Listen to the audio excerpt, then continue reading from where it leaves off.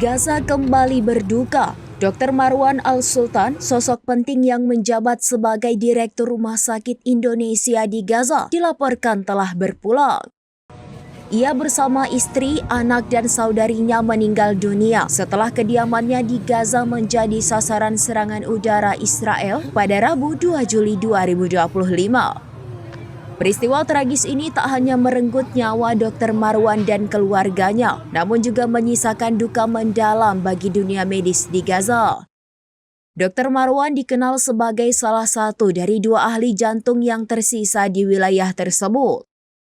Kepergiannya merupakan kehilangan besar dan menjadi pukulan berat bagi sistem layanan kesehatan di tengah konflik yang berkepanjangan. Seorang juru bicara dari Kementerian Kesehatan Gaza menyampaikan bahwa Dr. Marwan Al-Sultan adalah representasi dari dedikasi dan ketahanan di tengah kondisi yang sangat sulit bagi warga Palestina.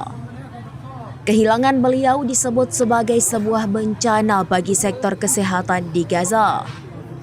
Data dari Healthcare Workers Watch mengungkapkan bahwa Dr. Sultan adalah tenaga kesehatan ke-70 yang meninggal dunia dalam 50 hari terakhir akibat eskalasi serangan.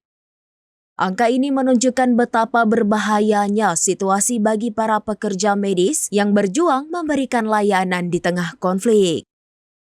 Download Tribun X sekarang, menghadirkan lokal menjadi Indonesia.